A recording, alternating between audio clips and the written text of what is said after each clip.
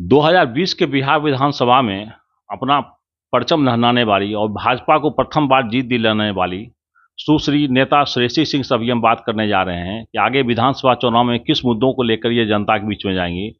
आइए उनका हम विचार जानते हैं। तो मैम, बिहार विधानसभा का चुनाव का उल्टा गिनती शुरू हो चुकी है, तो किस मुद्दे को लेकर के खास करके इस बार आप जनता के बीच जाएंगे? देखिए, ये बात हमने पूर्व में भी कही थी, आज भी वही बात बोलते हैं कि जब जब बात चुनाव की होती है, तो हमेशा मुद्दा सिर्फ़ और सिर्फ़ विकास होना चाहिए। पिछले 5 सालों में हमने ईमानदारी के साथ, सेवा भाव के साथ विकास के कार्यों को धरातल पे लाकर उतारा है। जमुई की जनता की जो डिमांड थी, जो बड़े-बड़े प्रोजेक्ट्स थे, जो कई सालों से स्वीकृत नहीं हुए थे या स्वीकृत हो भी गए थे, तो किसी कारणवश सिर्फ़ कागज़ पे रह गए थे, उन योजनाओं को भी धरातल पर उतारने का काम किया है। मैम, हम बिंदुवार इस पर चर्चा करते हैं। सबसे पहले समस्या थी खास करके वहाँ पर गंदे पानी के निकासी का और बाईपास बनने को ले, इसको लेकर के क्या किया आपने? अ, जल जमाव का जो समस्या थी, उसके लिए हम लोग ने सीवेज ट्रीटमेंट प्लांट जो बिहार सरकार और केंद्र सरकार की योजना है, उसको हम लोग ग्राउंड पे उतार चुके हैं। उसका काम चल रहा है। निश्चित रूप से उसके उसके जो अटैचिंग जो नाला है, जिससे कि सीवेज ट्रीटमेंट प्लांट में गंदा नाला का जो पानी है, वो क्लीन होकर वापस हमारी नदी में गिरे। इसकी एक पूरी बड़ी योजना बनी है और ये योजना आज धरातल पे उतर भी चुकी है। हमको लगता है 5-6 महीना भी हो गया है, काम भी सुचारू रूप से चल रहा है। और मैम, शहर में जो जाम की समस्या निजात दिलाने के लिए बाईपास की बात थी। बाईपास की भी स्वीकृति हम लोगों को मिल चुकी है। अच्छी बात ये है कि एक बहुत ही बहुप्रसिद्ध मांग थी लोगों की कि पॉलिटेक्निक कॉलेज कह लीजिए या हनुमान घाट कह लीजिए, वहाँ से एक पुल जोड़ना था सिकरिया की तरफ जाने के लिए, जो बहुत सालों से लोग डिमांड कर रहे थे। वो पुल भी आज हम लोगों के बीच में बन के खड़ा है। और सिर्फ़ एक बाईपास क्यों, मुझे लगता है कि अभी अगर हम डुंडो नहर की बात करें, अगर हम लगमा नहर की बात करें, तो इस तरह से हमारे पास 3 वैकल्पिक रास्ते आ गए हैं। मैम, खास करके एक समस्या वहाँ पे भी काफ़ी गंभीर है, खास करके वहाँ से अभी भी लोग जो है पेयजल की समस्या से जूझ रहे हैं, तो इसके लिए क्या निदान किया है? पेयजल के लिए देखिए पूरे बिहार में सबसे बड़ा टेंडर अगर पेयजल की समस्या को दूर करने के लिए पीएचईडी के विभाग के माध्यम से हुआ, तो वो जमुई में हुआ है, जिससे कि जल नल योजना को सुचारू रूप से घर पहुँचाया जाए, जोड़ा जाए। उसके अलावा जहाँ पर पथरीला इलाका था, वहाँ पे एडिशनल बोरिंग करके लोगों को नदी से पानी लिफ्ट करा के पानी पहुँचाने का काम किया है। खारे पानी की समस्या थी, तो वहाँ पे रिजर्वॉयर्स बनाया गया है, जिससे कि मीठा पानी लोगों तक पहुँच सके। जहाँ पर इन सभी व्यवस्थाओं के बावजूद पानी नहीं पहुँच पा रहा था, वहाँ पर चापाकल गड़वाने का काम भी हुआ है। मैम, पिछले 5 साल से आप विधायक हैं। भारत के 250 पिछड़े शहरों में अभी भी जमुई जिला का नाम आता है। अभी भी बीजीवाईपी पे वो निर्भर है।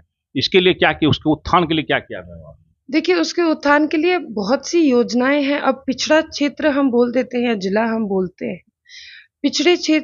जिला होने के कारण अनेक हैं, लेकिन उसको निकालने के लिए the first and most important thing to do is connectivity. जिस कनेक्टिविटी की बात अभी हम लोग पुल पुलिया रोड के माध्यम से कर रहे थे। जब तक वो कनेक्टिविटी नहीं होगी, तब तक गुड्स एंड सर्विसेज़ का इन्फ्लक्स या फ्लो स्मूथ नहीं हो पाएगा। तो सबसे पहले तो आधारभूत संरचनाएँ आती हैं, उस किसी भी क्षेत्र के उत्थान करने के लिए। दूसरी बात है कि वहाँ पर शिक्षा और स्वास्थ्य के डिपार्टमेंट्स में काम किया जाए। तो केकेएम कॉलेज में पहले पीजी की पढ़ाई नहीं होती थी। पीजी की पढ़ाई हम लोगों ने वहाँ शुरू कराई। यही नहीं, मेडिकल कॉलेज वहाँ पे निर्माण कार्य शुरू है, जो कि 400 करोड़ की लागत से बन रहा है। इसके अलावा भी अगर हम आगे बढ़ते तो माननीय मुख्यमंत्री जी की सोच थी कि हर जिला में एक राजकीय महिला डिग्री कॉलेज होना चाहिए। आज जमुई में वही राजकीय महिला डिग्री कॉलेज बन के खड़ा है और वही नीतीश कुमार जी भी मुख्यमंत्री के रूप में आके उसका उद्घाटन भी किया और आज उसमें कॉलेज में एडमिशन्स चल रहे हैं। तो इन सभी क्षेत्रों में जब काम करते हैं, अभी आप जल जमाव का चर्चा कर रहे थे। जल जमाव के लिए भी वहाँ पे sewage treatment plant with trunk infrastructure, यानी कि जो नाला जोड़ता है सीवेज ट्रीटमेंट प्लांट से और साफ पानी जो कि अपने एनवायरनमेंट को भी सेव कर सके, इसका भी काम चल रहा है। तो प्रत्येक क्षेत्र में यदि आदमी विकास का काम करेगा, योजनाओं को आगे बढ़ाएगा, तभी तो उस पिछड़ेपन से हम लोग बाहर निकल सकते हैं। सिर्फ यही नहीं, जो एक इंडस्ट्रियल एरिया हम लोगों को खोलना था जिससे कि लोगों के बीच में रोजगार आए, उसके ऊपर भी काम चल रहा है। जमुई मुझे लगता है बिहार में मात्र 5 या 6 ऐसे जिले रह गए हैं जिसमें अभी तक इंडस्ट्रियल एरिया नहीं डेवलप हुआ है। उस इंडस्ट्रियल एरिया को ढूँढने के लिए भी ज़मीन ढूँढी जा रही है और उस पर भी बिहार सरकार काम कर रही है। लेकिन क्योंकि वो एक बड़ी योजना है तो उसको इस 5 साल में हम नहीं धरातल पे उतार पाए। लेकिन अगर हम अपने 5 साल का कार्यकाल और पीछे के सालों से अगर उसको हम कंपेयर करते हैं, तो हमको लगता है कि जमुई विधानसभा में सबसे ज़्यादा कार्य हमने करके दिखाया है। मैम, खास करके पलायन को लेकर के क्या किए हैं? पलायन बहुत होता है, जमुई जिला बहुत ही पिछड़ा जिला है, पलायन बहुत लोग करते हैं वहाँ के लोग। पता है, आप बार-बार पिछड़ा बोल रहे हैं। जमुई टाउन को डेवलप होते हुए हमने अपने आँखों के सामने देखा है। छोटी-छोटी चीज़ों से डेवलपमेंट दिखता है। जमुई में आज एक 3 स्टार प्लस होटल है, जहाँ पर कि लोग आते हैं, रहते हैं और अच्छी व्यवस्था के साथ वो चलता है। जमुई में अब डोमिनोज़ पिज़्ज़ा है, अलग-अलग कैफ़ेज़ हैं, रेस्टोरेंट्स हैं। डेफ़िनेटली कहीं न कहीं तो एक जो आर्थिक मजबूती होती है व्यक्ति की, उसमें बढ़ोतरी हो रही है। तभी इस तरह का मार्केट जमुई में डेवलप कर पा रहा है। और जहाँ तक बात पलायन की है, तो सिर्फ जमुई ही नहीं बल्कि ऑल ओवर बिहार में पलायन का रेट जो परसेंटेज रेट है वो ड्रॉप किया है, यानी कि कम हुआ है। और जिस योजना की अभी मैं चर्चा कर रही थी, जो इंडस्ट्रियल एरिया की बात कर रही थी, उसी इंडस्ट्रियल एरिया के माध्यम से हम लोग रोजगार जनरेट कर सकते हैं, एम्प्लॉयमेंट जनरेट कर सकते हैं। उसके अलावा केंद्र सरकार और बिहार सरकार की अनेकों ऐसी योजनाएं हैं जो आज यंग इंडिया को या यंग बिहारीज को आगे प्रमोट करने, अपने कोई भी बिजनेस को आगे बढ़ाने में मदद कर रही हैं। तो जब तक हम एम्प्लॉयमेंट जनरेट नहीं करेंगे तो पलायन का मुद्दा तो हमेशा रहेगा और उसी पे सरकार की अलग-अलग नीतियां हैं जो काम कर रही हैं। मैम, आपके क्षेत्र में 4 जातियों का वर्चस्व रहा है, खासकर अनुसूचित जाति, मुस्लिम, यादव और राजपूत। तो और कम से कम 80% आबादी आपकी ग्रामीण क्षेत्रों से आती है और 20% आबादी शहरी क्षेत्रों से आती है जमुई विधानसभा का। तो ग्रामीण क्षेत्रों के विकास के लिए क्या किया गया सर, जो अभी भी जंगल पर आधारित है? जमुई विधानसभा में जंगल एरिया थोड़ा कम है। आप जमुई जिला की बात कर रहे हैं। जमुई विधानसभा में अभी हम लोग उसी का फिर रिपीटेटिव क्वेश्चन है आपका।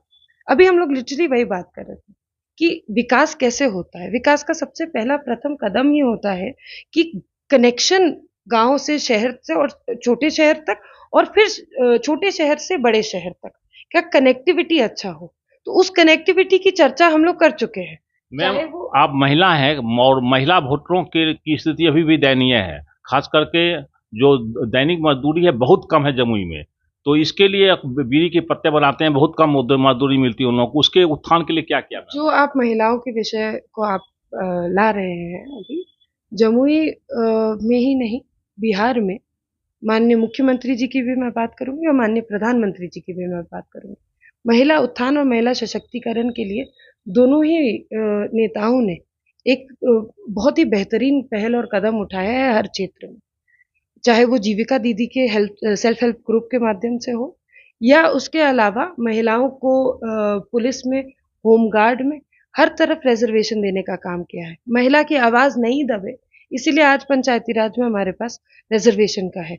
इसी रिजर्वेशन को आगे बढ़ा के विधानसभा और लोकसभा तक भी 33% महिलाओं को रिजर्वेशन का बिल माननीय प्रधानमंत्री जी ने पास किया। आज सबसे ज्यादा पुलिस में महिला कर्मी भी अपने बिहार राज्य में है। महिलाओं को पढ़ने के बाद जब वो 10वीं पास कर रहे हैं, जब वो 12वीं पास कर रही हैं, तो प्रोत्साहन राशि देने का काम भी माननीय मुख्यमंत्री जी कर रहे हैं। तो ये यदि महिला उत्थान के लिए काम नहीं हो रहा है और ये पूरे बिहार में हो रहा है, तो ये अगर महिला उत्थान के लिए या महिला सशक्तिकरण के लिए काम नहीं हो रहा, तो फिर कहाँ हो रहा है? मैम, अंतिम सवाल ये है कि खास करके जमुई जो है राजनीतिक उथल पुथल का क्षेत्र रहा है। पिछले 3 विधानसभाओं को देखा जाए तो हर बार वहाँ पे प्रत्याशी बदल जाते हैं। तो आप कितनी सुनिश्चित हैं कि इस बार फिर से आप जीत के आएंगे? देखिए, एक बेटी है तो ईमानदारी से, सेवा भाव के साथ हमने राजनीति की है, करके दिखाया है। और मुझे पूरा यकीन है, पूरा विश्वास है कि जमुई का हमारा जो परिवार है, वो अपनी बेटी को पुनः नेतृत्व करने का मौका देगा। क्योंकि जब बात राजनीति और चुनाव की हुई है, तो हमने विकास का मुद्दा उठाया भी है, निरंतर विधानसभा में काम किया है, ऑन ग्राउंड काम किया है, और तभी इन योजनाओं को हम धरातल पर उतार पाए हैं। और आज वही योजनाओं को लेकर, वही सोच को लेकर, वही विकास की सोच को, डेवलपमेंट विद अ विजन को लेकर हम पुनः ग्राउंड पे जाएंगे। धन्यवाद। तो ये थे जमुई विधानसभा की विधायक श्रेयसी सिंह, इनसे हम बात कर रहे थे। इन्होंने खुलकर कहा कि हमने विकास के मुद्दे को लेकर के जनता के बीच में जाएंगे। हम लोग हर क्षेत्र पर विकास किए हैं। हम जहाँ तक महिलाएं, तो महिला सशक्तिकरण और महिला उत्थान के लिए भी काफ़ी काम किया है। इसके लिए बिहार के मुख्यमंत्री और प्रधानमंत्री को धन्यवाद देती हूँ। तो ये विकास के मुद्दे को लेकर जनता के बीच जाने वाली हैं। पूरी आश्वस्त है कि इस बार भी जनता मुझे मौका देगी। आप देखते रहिए प्रत्येक लाइव। मैं अपने साथी दीपक के साथ अजय शंकर।